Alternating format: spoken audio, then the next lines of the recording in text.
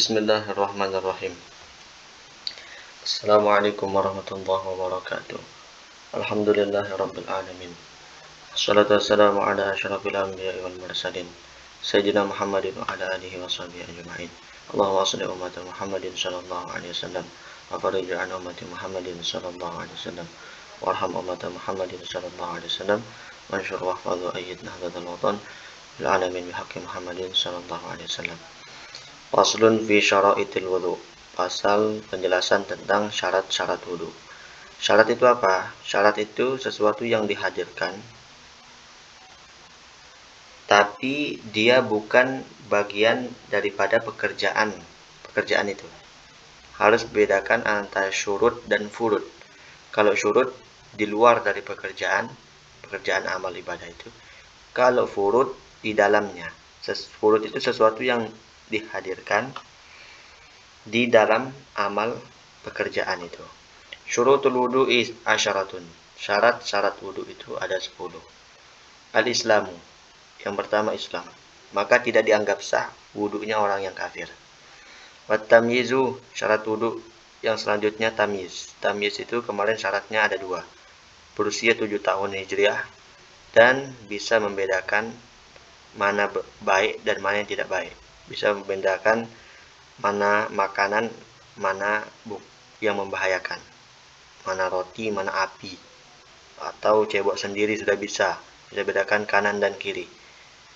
Wan naqa'u 'anil haidi wan nifas. Saya ulangi sedikit penjelasannya. Maka tidak sah wudu orang anak yang belum tamyiz, di bawah belum tamyiz ini. Wan naqa'u 'anil haidi wan nifas. Bersih dari haid dan nifas. Seorang perempuan ketika dia haid dan atau nifas, maka tidak sah dia berwudu. Bukan hanya tidak sah, catatan ini. Bukan hanya tidak sah, akan tetapi haram dia berwudu. Karena melakukan ibadah di saat dilarang melakukan ibadah. Makanya dia haram. Wa amma yamna'u wusulal ma'i ilal basyarati. Wa amma ini maktub dia ke sini ya. Mungkin barangkali ada yang menonton pemula yang belajar nahwu sharafnya wan naqa ini. Wa amma yamna'u wusulan ma'il basyarati.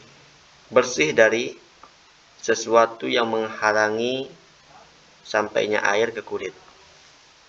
Misalkan seperti adanya getah atau tip X yang bisa menghalangi air ke kulit. Tapi kalau sekedar warna itu tidak apa-apa. Misalkan kayak henna, pacar itu, atau dibilang orang pacar ya. Saya juga tidak tahu dari mana asalnya. Pacar atau tinta, ini tidak apa-apa karena itu hanya warna.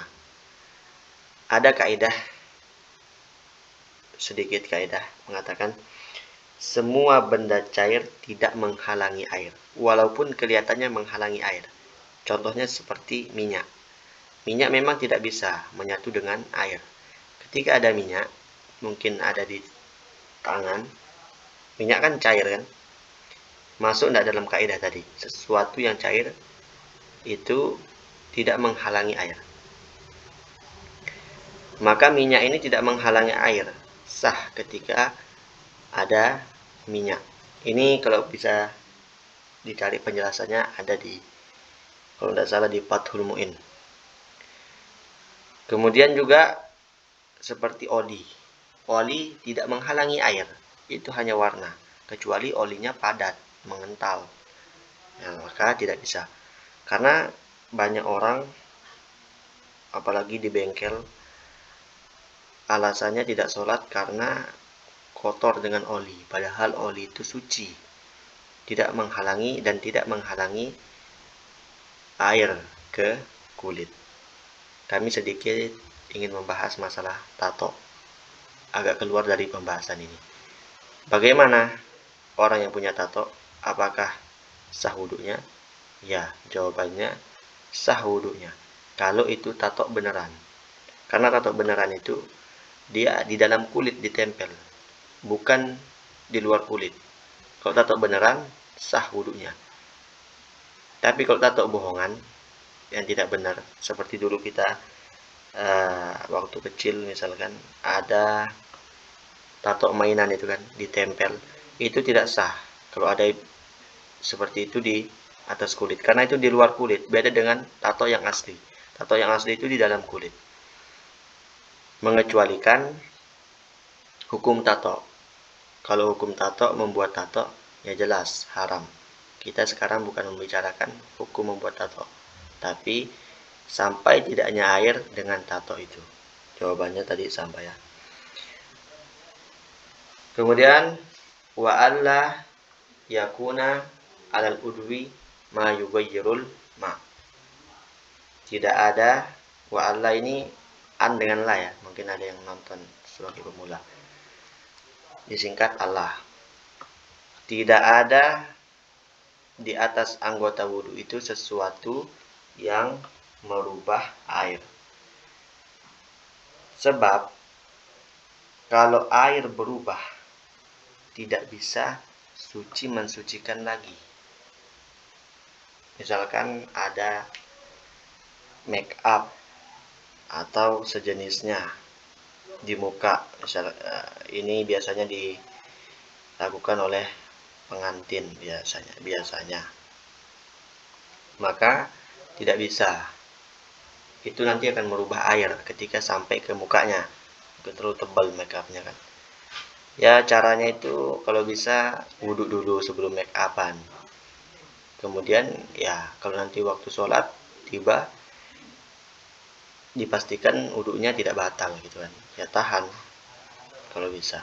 Kalau tidak mau, ulang make upnya. Kalau dia bisa ulang make upnya, ya diulang. Wal ilmu bifardiyatihi. Yakin dengan bahwasanya wudhu itu fardu, wudhu itu wajib. Hukum wudhu bagaimana? Hukum wudhu ya wajib. Dia harus yakin sebabnya dia wudhu apa. Sebabnya orang wudhu ya batal wudhu. Ketika seseorang tidak yakin sebabnya dia wudhu, misalkan dia wudhu aja gitu. Ditanya kenapa wudhu? Ya mau aja wudhu. Nah ini tidak bisa. Kalau ada orang ragu, tidak yakin apa sebabnya dia wudhu. Misalkan dia ragu apakah dia masih punya wudhu apa belum. Kemudian dalam keraguan itu dia berwudhu. Setelah selesai dia wudhu, baru dia ingat, oh iya, ternyata tadi saya batal wudhu saya. Maka wudhunya yang sekarang ini tidak sah. Karena tadi dia melakukannya dalam keadaan ragu dan terbukti wudhunya yang tadi itu batal. Nah, jadi harus yakin bahwa kefarduannya wudhu, yakin kewajiban dia berwudhu. Wa alla ya'taqida fardhon min furudihi sunnatan. Dia tidak meyakini salah satu kefarduan daripada fardu wudhu itu adalah sunnah. Ada seseorang tidak ngerti bahwa membasuh tangan itu wajib. Dia tidak yakin membasuh tangan itu wajib, maka wudhunya tidak sah. Tapi kalau sebaliknya, misalkan orang awam mengira basuh telinga itu wajib. Dia ngiranya wajib, padahal sunnah kan? Nah ini sah. Kalau meyakini yang sunnah itu jadi wajib, sah. Tapi kalau meyakini yang wajib itu tidak wajib, meyakini yang wajib itu sunnah, maka tidak sah seperti itu.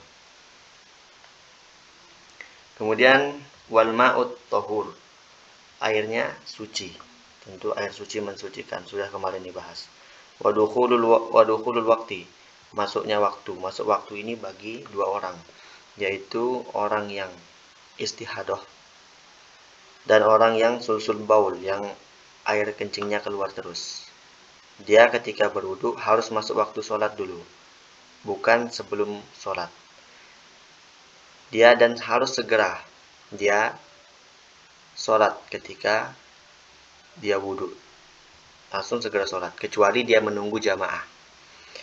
Wal mualatu lidaimil hadas. Nah ini, mualat itu tidak terputus ketika dia wudhu harus segera dia sholat.